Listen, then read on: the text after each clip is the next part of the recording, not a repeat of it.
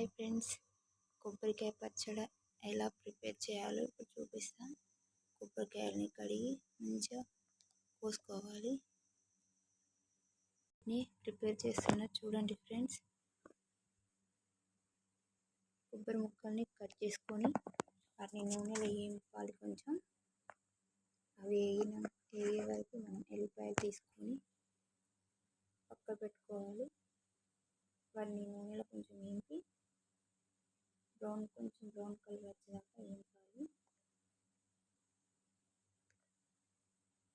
అవి వేయేలోపు మనం కొన్ని పచ్చిమిర్చి, కొంచెం పుదీనాకు కడిగి తీసుకోవాలి. పచ్చిమిర్చి, పుదీనాను ఆయిల్లో వేసి కొంచెం వేయించాలి.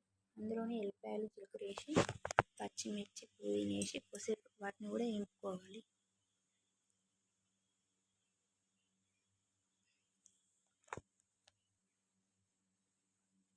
కొంచెం మూత పెట్టుకోవాలి, లేకపోతే ఎల్లిపాయలు చెల్లుతాయి ముఖం.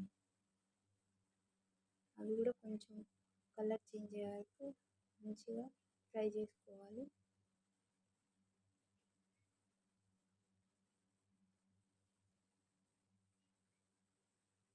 అవి ఫ్రై అయ్యాక వాటిని తీసి